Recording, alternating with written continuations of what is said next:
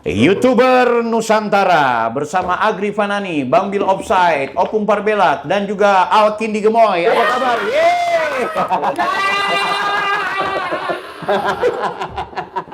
Langsung dapat Mas Agri, ada yang spesial. Dua-dua Gemoy pada ada ngumpul nih. Kebetulan sekjennya Gemoy saya habis ganti, barangkali beliau berminat jadi sekjen.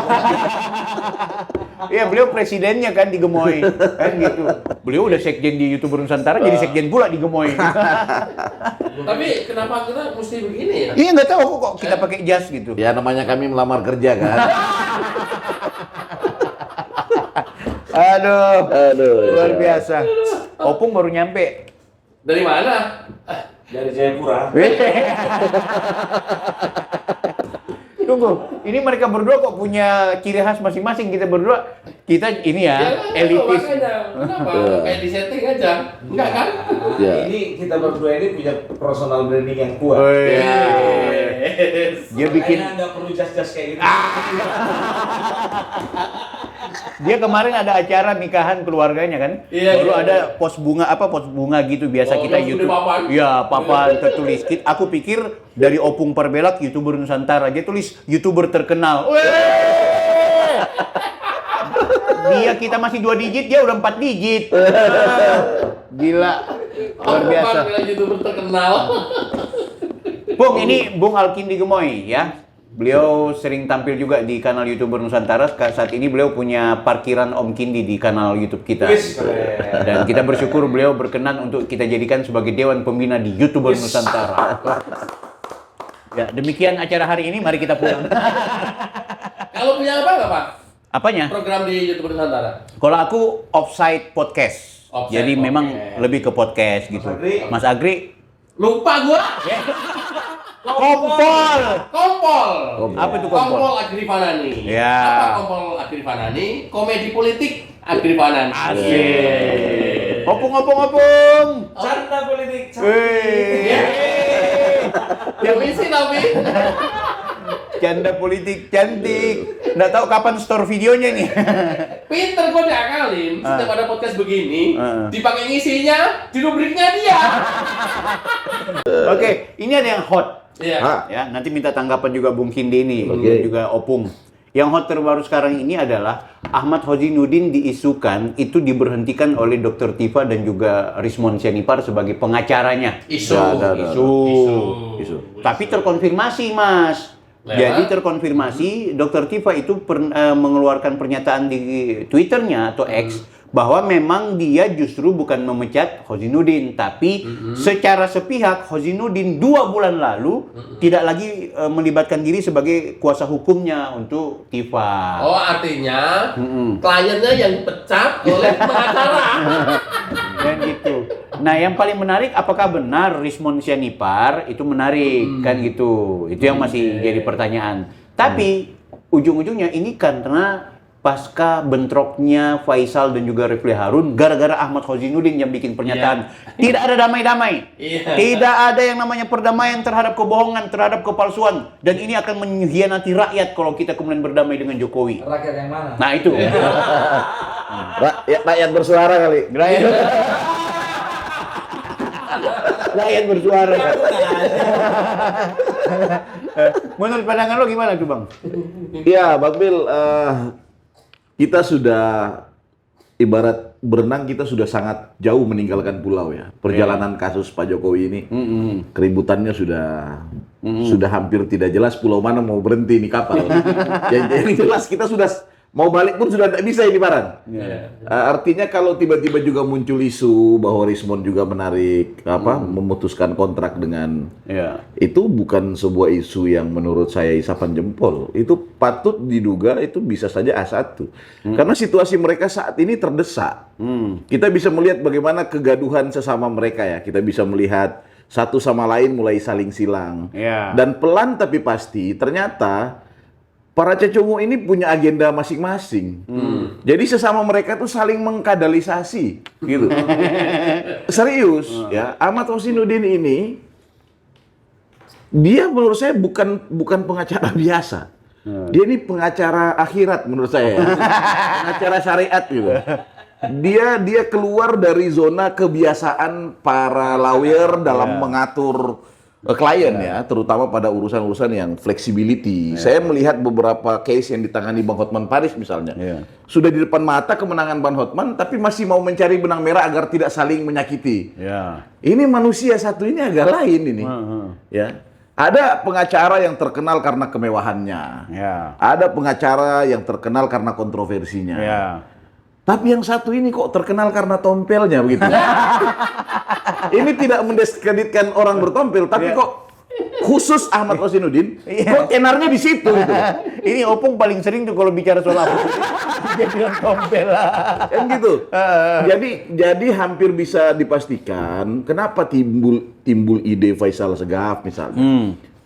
Ini bisa direkonsiliasi kok sampai pakai judul misalnya pernah ada kerusuhan Ambon, pernah ada tragedi kemanusiaan di Papua, yang semua itu mana kasusnya? Nggak ada bunyi-bunyi tuh, terus tiba-tiba mana yang dipenjara? Tidak ada juga tuh. Rekonsiliasi. Padahal korbannya banyak kan gitu. Bisa. Apalagi cuman kasus yang hanya menyita seluruh bangsa Indonesia berperhatian ke sini hanya untuk selembar kertas. Itu yang menurut saya juga. Saya sih secara pribadi menilainya, ini bukan lagi soal selembar kertas. Munculnya Bang Faisal Segaf, kemudian berbeda pandang dengan Refli Harun. Refli Harun yang mencoba pansos yang kesekian kalinya dalam momentum yang, kalau kata Bang Faisal dalam podcast itu dia menyampaikan bahwa Refli di dalam itu ngambek keluar, tapi di luar kok sok-sok kayak pahlawan seperti itu. Ini kan kekanak-kanakan gaya-gaya seperti ini. Gitu nah. Bang Faisal masih lugas ya. Saya harus bilang ini aktivis garis lurus sejak dulu. Begitu, dan memang orang ini tidak bisa dibeli. Dia memang walaupun saat ini dia juga sangat kontradiktif dengan Pak Jokowi ya. Walaupun. Tapi kan itu bentuk idealisme dia yang dia pertontonkan di hadapan publik. Faisal tidak sedang berpihak ke Jokowi. Tidak. Tapi apa yang diorkestrasikan oleh Bang Faisal itu memberi isyarat pada kita yang masih sehat walafiat ini bahwa ada yang tidak beres di internal mereka. Berarti ada pesan. Bayangkan sampai Bang Faisal itu memberi kode. Mau saya buka di sini? Mau saya buka? Apa sih? Saya tuh lagi penasaran dengan itu loh. Kan itu WA ke Faisal apa Bang? Oh nanti kita WA. Itu Sayyid orang baik beliau itu. Beliau pasti berani belak-belakan. Itu orang kita kenal dari dulu berani belak-belakan ya. Artinya apa Bang Bil? Bahwa memang satu sama lain sudah mulai saling meninggalkan. Ya masing-masing nyari panci nih untuk bertahan hidup. Kok panci sih aku nyebutnya? Maksudnya untuk bertahan hidup di tengah lautan. Ya seperti itulah situasi terkini. Jadi kalau ada isu bahwa benar nggak sih Rismon juga melepas Ahmad Kosinudin? Saya meyakini itu. Mungkin tidak hari ini, lusa mungkin akan bunyi barang itu. Itu juga sebagai tanda bahwa ternyata Rismon mulai ketakutan.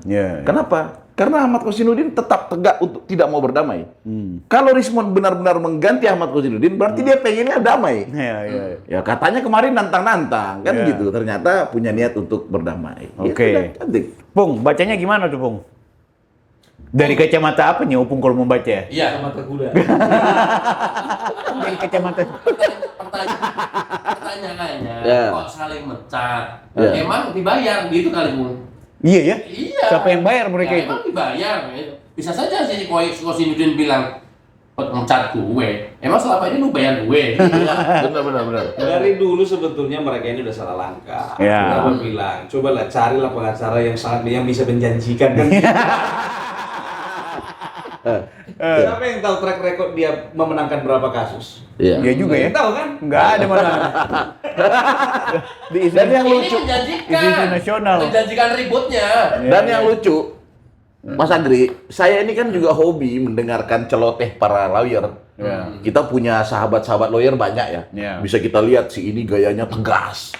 Yang sana gayanya agak satire-satire terlalu banyak. Tapi kalau Ahmad Kosinudin, perasaan saya kayak khotbah Jumat.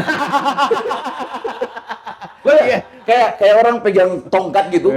Saudara Joko Widodo sudah melukai perasaan rakyat. Ini akan memberi bentuk yang kurang baik. Ini khotbah kayaknya. Tapi logatnya nggak begitu. Gimana? Saudara Joko Widodo. Melukai perasaan rakyat. Rakyat terus. Dia kan sebetulnya kan juga pendakwa juga. Iya. Ya kan? Mungkin dia itu kurang bisa membedakan kapan dia jadi pendakwa, kapan dia jadi pengacara. Ya itu yang saya sebut pengacara syariat. Makanya kayak tadi dibilang Bang Kindi tadi, ya kan, sebetulnya si Ahmad Kosidudin ini ngotot nggak ada damai karena memang bisa dijadikan dia, ya bisa disimpulkan bahwasanya dia juga membalaskan dendam dia sebagai TNI. Ya, punya misi lain. Harus gitu, nggak bisa nggak maju terus gitu. Dan nggak ada resikonya bagi Ahmad Kosidudin ketika tidak berdamai. Iya. Resikonya ya Rismon, Tifa, Roy Suryo. Tapi kita juga perlu ingatkan Bang Ahmad Hosinuddin ya. Bang Ahmad, kalau beneran Anda ditinggalkan sama klien Anda, maka lebih bagus Anda jadi pengacara kami lah.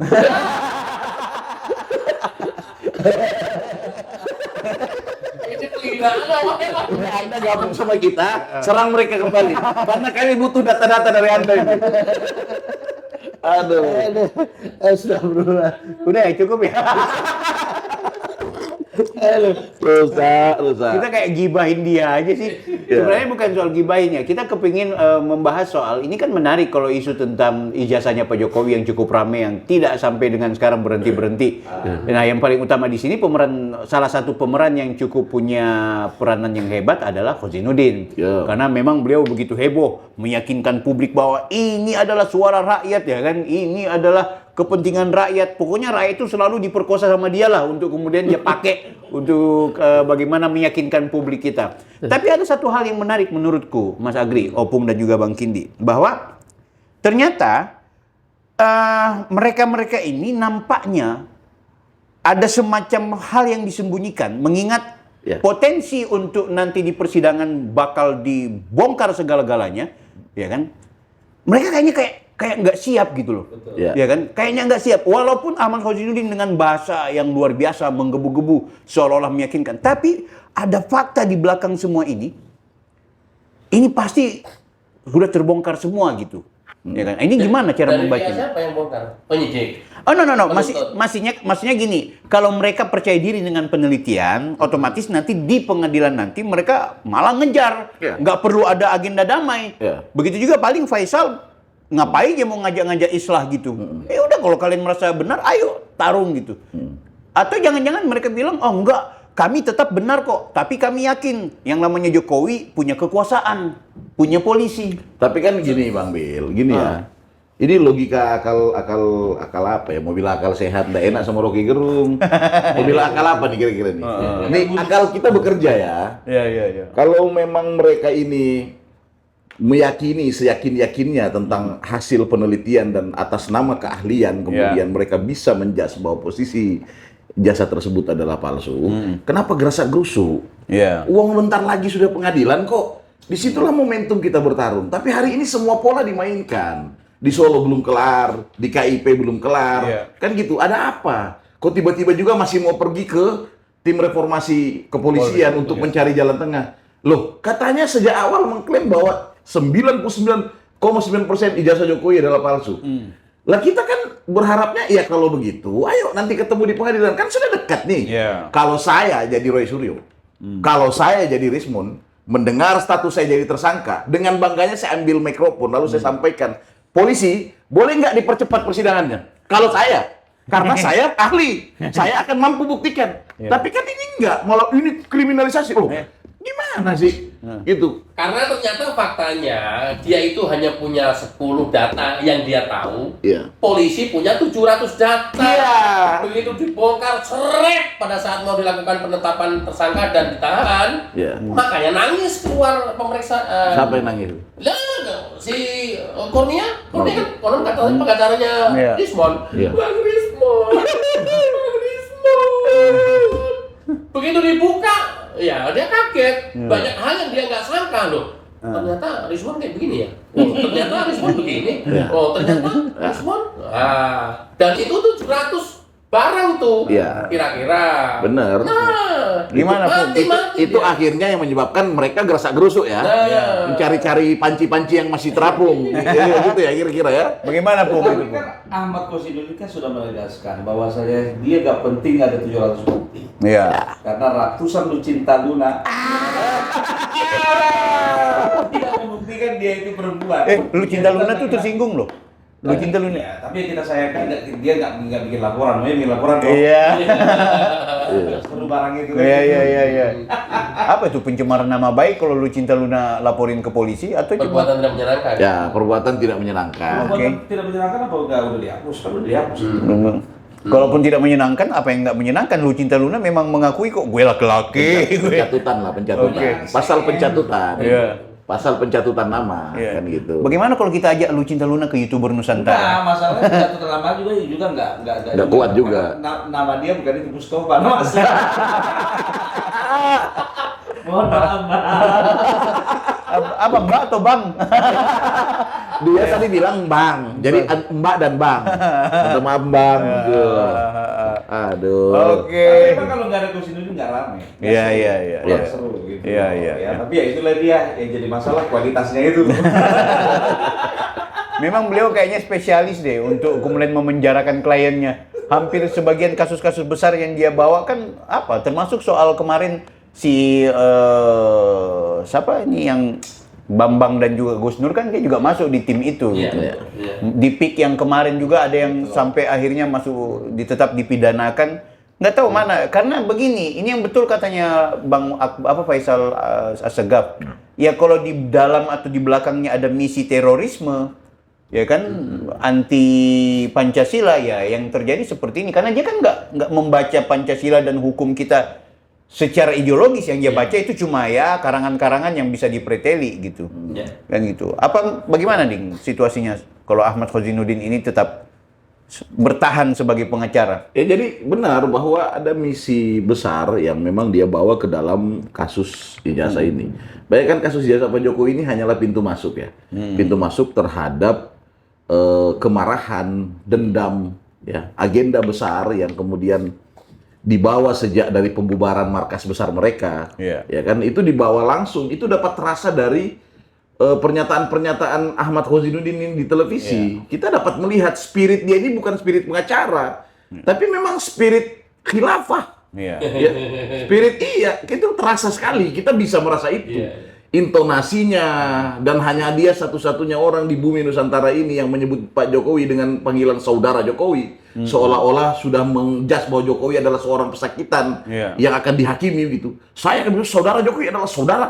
Itu kan cara sebenarnya tidak salah. Tapi kan spirit ngomong itu punya muatan dendam, punya muatan mengecilkan orang dan merendahkan orang. Kita bisa tahu maksud dan tujuan penyematan kalimat saudara Joko Widodo, saudara Joko Widodo. Itu kan kalimat di pengadilan. Saudara saksi, apakah saudara saksi melihat? Saudara teradu, kan saudara itu kan melekat bagi mereka yang sudah di dalam persidangan. Tapi itu terus dilekatkan di dalam nama depan Jokowi untuk membangun opini bahwa Jokowi tidak lama lagi akan dipenjara dan sebagainya. Itu keinginan mereka. Ya siapa yang tidak marah kalau organisasi tersayang, tercinta, teriman terus dibubarkan. Dan kira-kira saudara Tompel ini masih menjadi pengacara dianya apa nggak nih kira-kira? Saudara Tompel? Ya saya nggak tahu ya saat ini seperti apa kondisi mereka, ya kan? Walaupun saya menduga saat ini tengah terjadi kekacauan antara mereka secara internal. Ya kita bisa membaca situasi ini lah secara gestur dan seterusnya. Rismon juga nggak muncul tuh belak-belakan bilang bahwa tidak ada pergantian kan, diam-diam juga. Itu juga patut diduga bahwa ya jangan-jangan sekarang mereka bertahan dengan pengacara yang lain, bukan Ahmad Khozinuddin. Karena Ahmad Khozinuddin punya spirit yang dipandang agak berbeda. Kira-kira seperti itu. Nah ini bakal rame Pung. Besok malam atau entah hari apa ya yang katanya akan ada program rakyat bersuara lagi. Rabu malam Kamis ya. Nah itu akan mengundang Andi Azwan dan juga mengundang Roy Suryo. Roy Suryo akan kembali tampil lagi tuh, dia udah janji. Dia memastikan, kan kemarin Andi Azwan tuh perlihatkan ijazahnya Pak Jokowi yang scan ya. Aku tuh tahu banget karena memang dulu Bang Joshua Sinambela itu pernah presentasi di DF Talk ya, di Zoom. Itu memang terlihat kali lintasannya Pak Jokowi punya stempel itu, yang menurut mereka nggak ada. Ada yang menarik. Ketika Bang Andi perlihatkan itu, Roy Suryo menjamin bahwa yang dimiliki oleh Andi Azwan itu yang dia dapat dari Dian Sandi juga, yang miring tapi diluruskan. Jadi itu bukan scanan gitu. Jadi ini bakal tarungnya menarik ini. Tinggal kita melihat Bang Andi Azwan ini bakal mampu nggak membalas serangannya Roy Suryo. Kalau pandangan sepintas gimana nanti pertarungannya itu? Ya kan kemarin itu kan dia kan juga sudah sesumbar ya, Iya. si Roy Roy Suryo. Karena saya diundang di TV lain. Iya. Seandainya kata saya diundang di TV waktu itu, ya Sadar. saya akan baut habis kan begitu, Iya. ya kan? Tapi kan kita kan udah tahu, ya kan? Kalau untuk Roy Suryo ini, dia nggak akan pernah kasih skor seri sama lawan debatnya. Pasti. Dia akan selalu dengan berbagai macam cara. Iya. Bawa baju, buka baju, Iya, bawa iya. wayang, ya, dan segala macamnya. Iya. Dan yang paling kekanak-kanakannya itu ya dia kan menyela terus, Iya. gitu loh. Ya, jadi percuma gitu. Secara saintifik pun juga pembuktian dilakukan. Ya mereka akan bawa kebenaran mereka sendiri. Pasti. Itu dia. Tunggu, by the way, Bung. Kemarin kami podcastnya sama teman-teman Indonesia Timur tuh. Timur Indonesia Bersatu. Ya, Bang Kini juga ada di situ karena beliau juga bagian dari pengurus Indonesia Bersatu. Kalau Indonesia Barat bagaimana memandang kisruhnya Pak Jokowi ini? Kalau Indonesia Barat itu selalu menyerahkan segala sesuatunya itu kepada teman-teman di Indonesia Timur.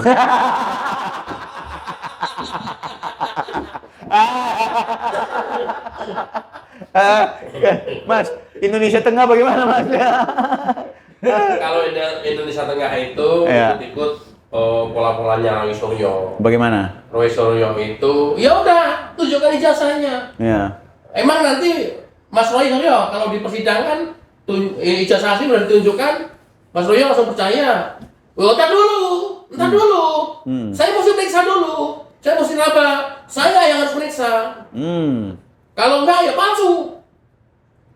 Harus saya periksa, nggak bisa enggak. Saya raba, saya periksa, ya saya uji pakai laboratorium forensik, ya baru saya bisa menyatakan itu asli apa enggak. Kalau enggak palsu, udah begitu. Iya, ya. hobi-hobinya begitu sudah. Udah begitu. Iya. Jadi apapun ya, kalau tadi pertanyaannya nanti bakal apa yang mau dikeluarkan oleh Andi Aswan, Iya. nggak bakalan karena pola-pola itu yang dipakai. Enggak. Oh, palsu itu, udah palsu itu. Yakin itu 99,9%. Iya. Pasti itu.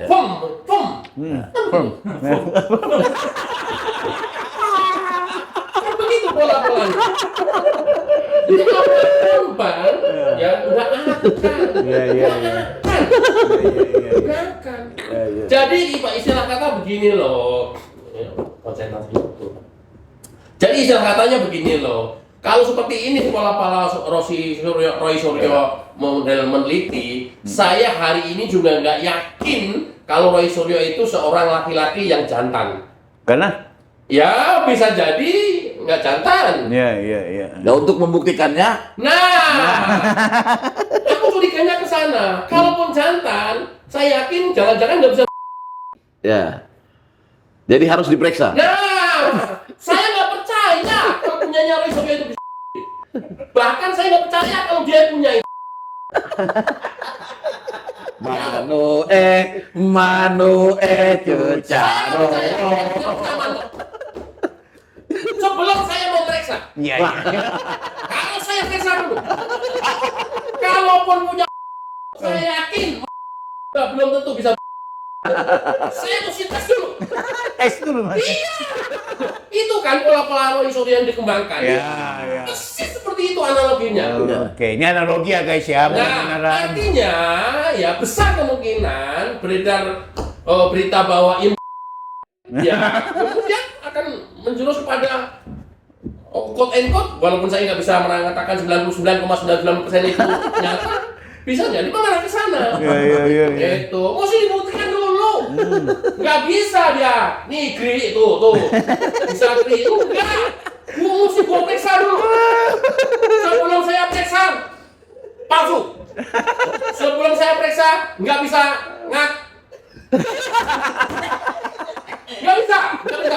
nggak bisa. Memang yang bisa begitu cuma Roy Suryo doang. Oh iya. Roy Suryo itu Mas kasih lembaran udah asli kan nggak bisa dia ngomong kok. Ya.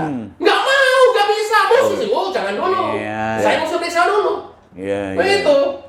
Ya, nanti kita datang di Rakyat Musyawarah. Iya. Kita periksa itu anunya Roy Suryo. Gak curiga dia nggak punya.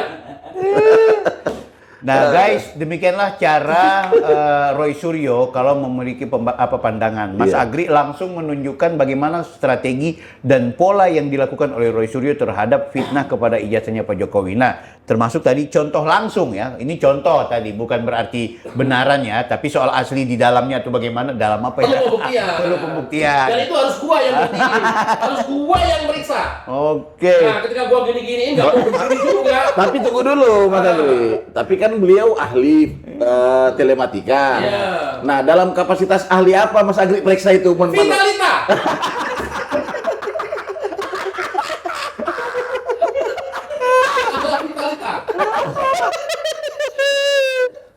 Aduh. Nah. Maksudnya gimana nih?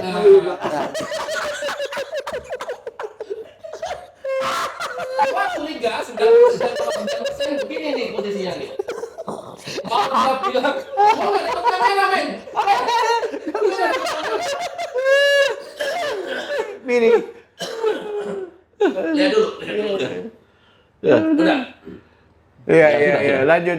Nah, ini punya Roy Suryo ini. Lo mau ngomong apapun ini. Urusan podcast. Kalau dia bisa begini, gua nggak percaya. Mesti gua periksa dulu. Ya, Bambil. pada saat gua periksa langsung begini lagi. 99,9% letor. Ayo. Bang Bil, sesuai dengan dugaan dan kecurigaan saya akan terjadi kekacauan di podcast ini karena dua laki-laki ini sudah ketemu. Aduh.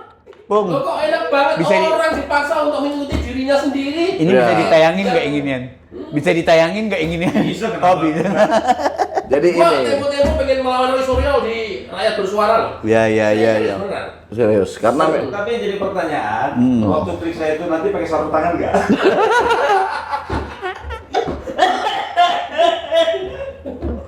jadi ini ya Big ya, apa Bang Bil, spiritnya memang anzak walau tara. Ya. Itu spiritnya. Artinya Kambing walaupun terbang. jadi ada analogi, dua pemuda berjalan di padang pasir. Tiba-tiba dari kejauhan ada bayangan hitam. Di tengah hari yang tua itu, yang satu ngomong ini pasti kambing. Enggak burung itu. Enggak kambing. Keduanya berdebat sepanjang jalan. Untuk menentukan apakah burung atau kambing, mari kita dekati. Dan mereka mendekat. Begitu jarak kurang 2 meter di depan bayangan hitam, tiba-tiba bayangan ini terbang. Ya faktanya artinya logika kita menjawab, oh ternyata burung. Karena dia terbang. Tapi kata laki-laki yang satu, enggak. Kambing sekalipun terbang. Nah, Roy Suryo seperti itu spiritnya. Pokoknya harus dia yang menentukan kebenaran. Ya nggak bisa. Yang paling objektif menentukan kebenaran pengadilan. Karena di sana akan bertemu para ahli dan seterusnya. Dan keputusan pengadilan lah sebagai alat ukur. Makanya jangan pernah mau Pak Jokowi tergoda dengan lihatin ijazah. Jangan pernah mau. Kita juga nggak Nah, bakal. belakangan kan narasinya, kalau dulu kan langsung fitnah, palsu. Tolong liatin, akan kami teliti. Nah, sekarang kayaknya langsung, udah simple aja, perlihatkan aja, selesai. Narasinya udah ke situ sekarang. Nggak selesai, dia akan kembali ke urusan pisang. Kembali ke urusan pisang nanti. Iya. Kenapa? Panjang lagi, ente memancing kembali urusan pisang nanti. Enggak selesai. Makanya kalau kata orang, oh dia itu ilmuwan, ilmiah, peneliti, by data, harus dilawannya juga by data. Enggak, salah. Salah. Roy Suryo itu dilawannya jangan pakai data. Pakai apa? Ya pakai orang preman, orang goblok aja. Iya. Karena pola-pola yang dikembangkan sama dia itu pemaksaan, itu kan ciri-ciri orang goblok. Iya. Mereka tuh memaksa. Dan bersembunyi di balik keilmiahan. Keindahannya mereka gitu. Salah kalau kemudian kita berpikir ngadepin Roy Suryo mesti siapin data. Salah. Salah. Even duatannya banyak, harus maunya dia kok gimana? Ya. Oh, kita bicara panjang lebar tentang data, tentang prosedur, tentang SOP, tentang tata cara. Kembali lagi harus maunya dia kok. Iya. Ujung-ujungnya kan maunya dia. Harus sesuai dengan maunya dia. Ini harus dilawannya dengan kalau gue onjol. Iya. Aku lihat Bang Kindi, Mas Agri dan Opung ini, mereka punya konten yang humoris ya, kalau bicara soal isu-isu politik nasional dan terkini. Nah, tapi kalau Mas Agri ini ada sesekali aku lihat memang orangnya cukup tegas, marah dan lain semuanya. Nah, Opung ini terus ketawa-ketawa terus. Pokoknya hal yang bikin marah, yang bikin apa, dibikinnya ketawa terus. Nah, aku mau nanya Opung, Pung sebenarnya perasaannya gimana sih? Hanya memanfaatkan ini sebagai konten untuk lucu-lucu atau juga punya perasaan sakit hati setiap hal-hal yang menurut Sakit Opung? hatinya dia itu ketawa. Kan Opung juga harus hati-hati. Iya. Jangan sampai Opung ini ya itu kena penyakit yang sama kayak Roy Suryo yang suka ketawa-ketawa sendiri. Bagaimana itu, Pung? Ekspresi ketawa-ketawa terus. Kalau ketawa-ketawa terus itu ya gimana mau kita marah-marahin itu juga kan kita yang rugi kan. Iya. Ya kan, karena kalau Mas Agri ya mungkin dia udah sedia mungkin obat tensi kan gitu. Saya nggak perlu. Udah aman semuanya. Makanya semuanya itu saya anggap hiburan semua. Tapi juga melalui podcast Setengah Gila ini, Iya. saya juga berharapnya begini. Roy Suryo, coba deh kalau kita biasa nonton dan mendengar ya. Iya. Roy Suryo itu sering masuk tuh di orang lagi ngomong dia apa tuh? Kan ada suara kecilnya dia tuh. Iya tuh. Terus nanti abis ngomong ketawa sendiri. Wah ini ngaco nih, ngaco. Roy Suryo punya karakter sendiri. Terus Tiva sekali waktu tegas, tapi dikit-dikit bawa nama Tuhan, memperlihatkan kesolehaan dia sebagai perempuan, tapi di Twitter nulis menyerang itu menghina orang. Terus Krismon punya gaya preman. Ya, video terbarunya lagi yang dengan mata nyala begini. Iya. Kalian ini beli karung dalam kucing. Wah, itu kan viral juga tuh beli karung dalam kucing itu. Kayak gitulah. Artinya Kucing dalam karung. iya maksud saya gitu.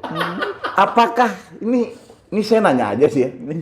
Nggak ada niatkah YouTuber Nusantara minta tolong kepada para psikiater kita melalui organisasi YouTube Nusantara, kita memohon kepada Negara Kesatuan Republik Indonesia, bisa nggak psikiater periksa 3 orang ini? Iya. Saya mulai mencurigai ini ruh nggak ada di jasad orang 3 ini.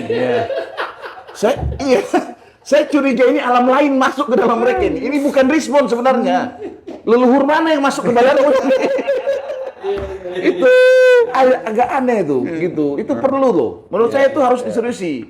Saya dengar ada beberapa psikiater sebenarnya sudah mulai mencurigai itu, tapi tidak enak mau bicara. Karena ini kan problemnya politis. Ya, gitu. karena ini terlalu politis sehingga mereka tidak mau menerangkan ini orang dalam gangguan seperti ini begini gayanya. Mereka nggak, padahal ahli gestur, ahli psikologi banyak, ahli psikis kita tuh banyak yang sudah tahu, termasuk beberapa senior saya menerangkan ke saya. Ada tuh istilahnya tuh, tapi saya lupa juga bahasa Inggris tuh. Ini rek gitu-gitulah. Pokoknya ini gangguannya gitu. Sayang sekali ya. Nggak, kasihan ini orang yang percaya dengan orang saraf 3 orang ini gitu loh. Kasihan. Kalau pertanyaan seperti itu, nanti kita tahap awal di Nusantara kita coba untuk cari narasumber psikiater ya. Setidaknya sampai tahap itu dulu ya untuk menganalisis 3 orang ini ya tanpa harus ketemu misalnya kan kita bisa amatin dari perilaku setiap harinya itu. Nah mudah-mudahan nanti dapat dan mau berkenan mau podcast atau setidak-tidaknya jika tidak mau off air, tinggal nanti kita yang mau publish dengan kemasan yang pakai clue-clue saja misalnya. Nah itu penting juga sih. Betul. Gitu. Nanti kita lakukan. Tapi sebelum kita minta mereka periksa yang ketiga itu, ya kita minta dulu mereka periksa kita. Tanya kita.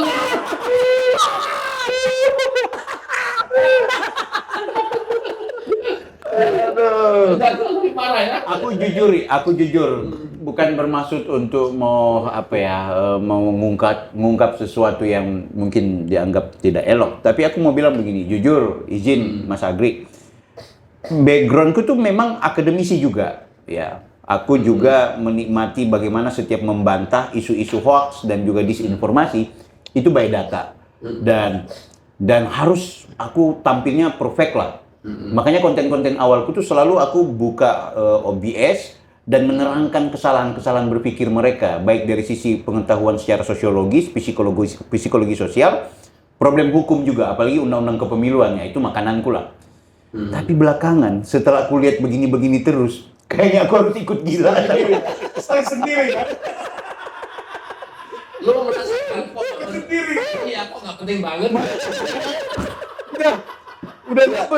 Ya itu yang saya bilang ke Bang Bil di podcast Bang Bil, saya bilang. Bang Bil, kita dulu ngelihat Bang Fahri Hamzah, Bang Fadlizon menyerang Pak Jokowi. Iya memang menyerang, tapi kan itu kok menumbuh kembangkan pengetahuan gitu. Iya. Kita pun jadi orang yang nungguin. Belum jam 7 nih. Mau ngelihat mereka kan gitu. ILC. Kita pengen lihat perdebatan yang berkualitas itu. Dan mereka kan ahli juga lah, ahli di bidangnya masing-masing. Tapi kok tersaji dengan berwibawa, dengan penuh. Kok ini kok kayak kita jadi kayak keributan pasar yang masih dalam sengketa tanahnya gitu loh. Kok keributan seperti itu dan kita kehilangan intelektualitas kita, kehilangan apa namanya norma bernegara kita kehilangan akal sehat kita. Jadi bener aja analoginya Mas Akri tadi terkait soal pisang itu. Sekali lagi itu analogi ya yang tadi. Itu benaran nggak Mas di Rakyat Bersuara mau lakukan teliti? Kalau diizinkan. Ya, tapi gambar, kita bawa pisang lah. Tapi Mas Agri, kejadian pisang ini dulu pernah ada kejadian. Pisangnya dia barangnya ndak pernah bisa bangkit lagi. Jadi ada orang saranin kau pergi ke ada orang tua di ujung kampung itu. Dia memang biasa ngobati orang-orang yang sudah agak. Jadi orang ini pergi ke situ. Sampai di situ dia curhat lah, kasihan bapak ini sudah 3 tahun ndak aktif ini barang kan. Off air terus posisi ndak pernah on air kan gitu. Aduh. Terus kata si ahli yang memang katanya juga ahli bidang itu, oh ini gampang. Ini caranya besok. Kau tahu dia bilang bekas pisang goreng itu, itu kan minyaknya banyak tuh, tunggu agak dingin, ya itu kau oles aja. Oles gitu kan. Terus dia bilang, oh itu bisa besar? Enggak, mengkilat aja.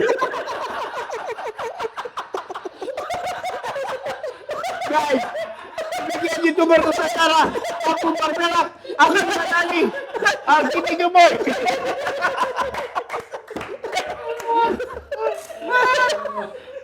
Nanti kita rubriknya seksualitas.